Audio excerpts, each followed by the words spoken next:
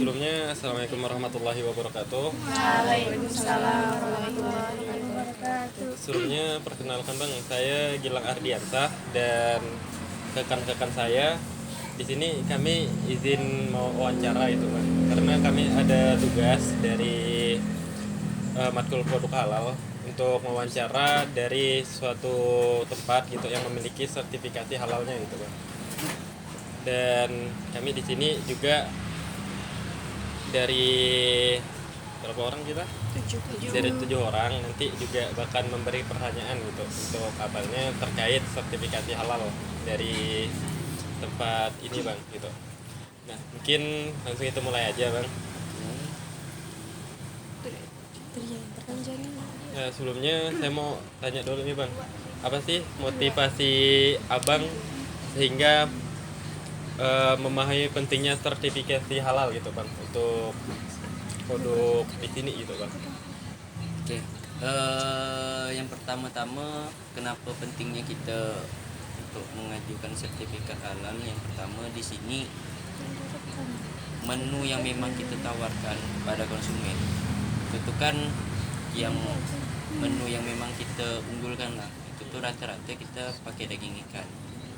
Nah, yang dimana kalau masyarakatnya kan terutama yang memang beragama Islam itu kalau memang udah ngelihat makanan olahannya itu daging, kadang mereka tuh kan mewanti-wanti.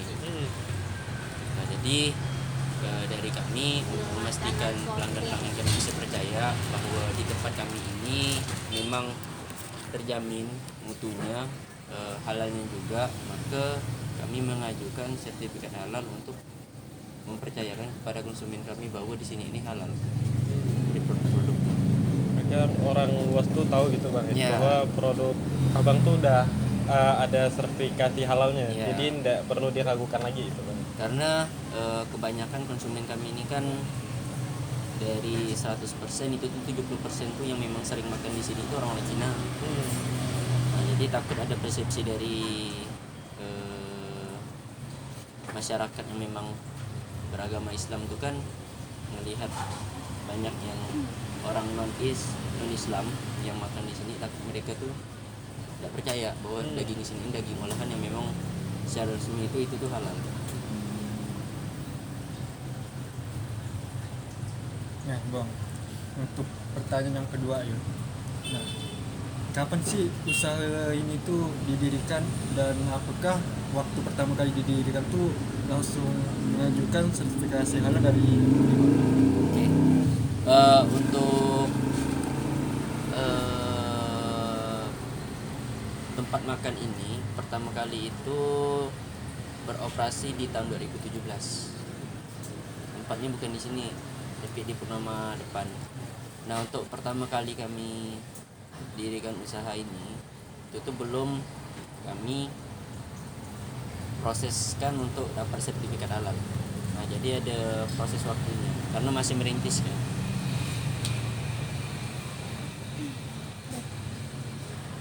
Baik Bang, untuk pertanyaan nomor 3, ini kan mengurus sertifikasi halal kan pasti ada hambatan-hambatan yang terjadi. Apalah tuh hambatan-hambatan yang terjadi saat mengurusnya? Hambatan-hambatan yang pertama itu kan kalau kita masuk ke proses dalam pembuatan sertifikat halal, yang pastinya bahan-bahan baku yang memang perlu kita pakai itu tuh juga harus mempunyai sertifikat halal, seperti daging ikannya, bahan-bahan baku lainnya kan kayak ada sambal, kecap, apa segala macam, itu tuh harus kita pastikan mereka juga harus mempunyai sertifikat halalnya. Nah, jadi itu merupakan salah satu hambatan juga yang bisa membuat proses dari sertifikat halal itu terhambat. Nah, untuk pertanyaan keempat, bagaimana sih prospek usaha Abang setelah mendapatkan sertifikasi halal ini? Mohon diulangi. Bagaimana prospek usaha Abang setelah mendapatkan sertifikasi halal ini? Prospek setelah mendapatkan ini, oke.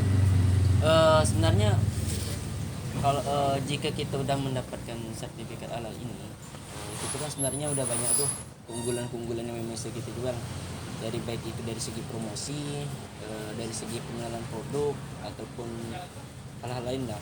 Yang terutama yang pastinya prospek dari penjualan gitu tuh meningkat, karena yang kita tawarkan kepada yang mungkin yang memang orang yang harus percaya dulu bahwa olahan di sini itu memang betul halal, maka kebanyakan orang tuh datang. Jadi prospek penjualan tuh meningkat lah, meningkat. adanya sertifikat halal. Nah bang, pertanyaan selanjutnya, berapa lama masa berlakunya sertifikat halal ini? Setahu saya ya, karena ini udah berjalan berapa tahun saya pun udah lupa, itu tuh 4 tahun setahu saya. Jadi 4 tahun dari proses pengajuan awal sampai masa berlaku akhir itu bisa diperpanjang.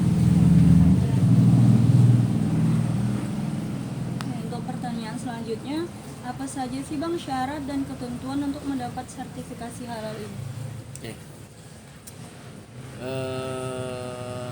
Ketentuan ataupun syarat yang memang harus kita penuhi dari untuk kita mendapatkan sertifikat halal itu tuh kan sebenarnya ada badan yang memang bertugas untuk datang ke sini, riset ke sini, apakah benar adanya di sini ini bisa masuk ketentuan untuk mendapat sertifikat halal. Yang pertama dari bahan baku, kelayakan tempat, sama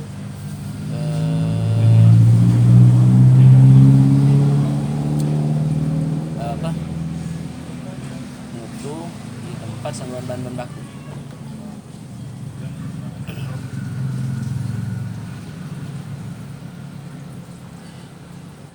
Untuk pertanyaan terakhir bang, bagaimana tanggung jawab usaha abang terhadap sertifikat halal? Tanggung jawab kami, oke. Namanya kita di sini udah mendapatkan kepercayaannya, mendapatkan kepercayaan dari pemerintah, dari MUI, dari BPJBH sama LPH, bahwasannya setelah kita mendapatkan sertifikat halal, diterbitkan sertifikat halal, kita berkomitmen untuk bahan-bahan baku yang memang kita pakai itu tuh kita tetap ambil di satu tempat yang memang mempunyai produk halal juga. Nah, kadang tuh kan kita juga bukan mau memandang dari beberapa tempat yang juga udah memiliki sertifikat halal, tapi untuk mendapatkan fee yang lebih, untung yang lebih, mereka kadang juga ngakal ambil bahan bakunya tidak ke tempat yang ada sertifikat halalnya. Kadang tuh kan harga yang di tempat udah punya sertifikat halal dengan yang tidak itu kan berbeda jauh. Nah, tapi kami di sini tetap berkomitmen kepada pemerintah, kami udah percaya kan. Jadi kami untuk pertanggungjawaban kami itu dari segi dari segi bahan baku kami ambil yang memang udah berlabel halal. Mungkin ada nggak Pak kira-kira pengawasan gitu dari atas ke sini gitu untuk mengawasi dari sistem berjalannya usaha ini? Setiap lembaga yang memang dinaungi oleh pemerintah yang memang bertanggung jawab untuk menguji itu tuh pasti ada. Nah, kalau di dalam perusahaan tuh itu kadang supervisornya itu tuh menyidak langsung ke tempat usaha. Nah, kapanpun mereka tuh bisa datang. Berarti nggak ada kayak sebulan sekali gitu? Nggak ada surat pemberitahuan juga. Tapi pas awal proses pengajuan itu tuh juga ada pengawasan di sini. Itu tuh selama hampir sebulanan lah. Tapi selama sebulanan tuh mereka datang ke sini. Mereka makan ke sini, ya, ngecek lah bahan-bahannya, apakah layak atau enggak. Kalau enggak layak suruh dicari, dikasih opsi, baru kita cari, mereka datang lagi ya udah sesuai atau belum. Misalnya kalau belum sesuai, apalah yang sanksi yang diberikan mereka? Yang solusi yang mereka berikan, mereka tetap mengasihkan opsi.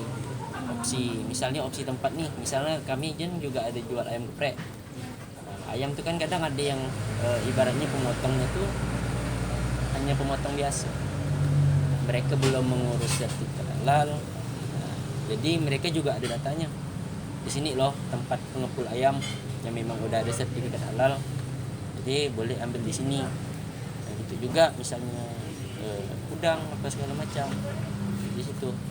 Jadi kayak gitu. Jadi dari LPH, BPJPH sama MUI itu tuh nggak main-main kalau proses sertifikat halal. Kalau jumlah penjualan tuh berpengaruh nggak bang atau enggak? Ya signifikan sih. Semenjak kami udah dapatkan sertifikat halal, sebelum sama sesudah itu tuh signifikan jauh.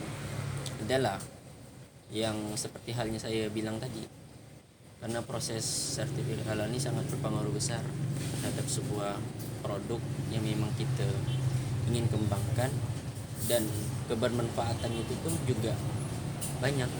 Karena gini, di satu sisi kita di sini ini kan rumah makan yang memang ingin ya ngasih situ ya situ. Saya Dapat. Ayo wawancara bang. Nah, apa? Misalnya kita pengen promosi ini, dapatkan konsumen yang memang mereka tuh pengen ada undangan. Nah kadang tuh kan konsumen tuh kan ribet lah, mereka pengen tahu dulu ini enak atau enggak. Yang kita tawarkan ya kita di sini udah mendapatkan sertifikat halal, langsung mau. Kecuali orang yang memang ya ibaratnya bukan non-Islam lah, mereka kan enggak banyak cincong, taunya produk ini enak udah pesan. Tapi beda dengan orang-orang yang latar belakangnya agama Islam, orang Melayu dan segala macam, itu kan di satu sisi mereka ingin lihat kuantitas apakah ini produk ini enak atau tidak, di satu sisi mereka juga ingin lihat apakah produk ini halal atau tidak. Ada yang lain? Mungkin itu saja sih bang yang dapat kami tanyakan, dan terima kasih atas jawaban dari abang, dan juga kami mohon maaf juga kalau misalnya ada kekurangan ataupun apapun itu, kami mohon maaf. Dan mungkin itu saja sesi wawancara kita. Kami ucapkan terima kasih kepada abang yang udah menyempatkan sedikit waktunya untuk kami wawancara gitu bang. Mungkin itu saja. Saya akhiri. Wassalamualaikum warahmatullahi wabarakatuh. Terima kasih banyak Bang. terima kasih ya bang ya.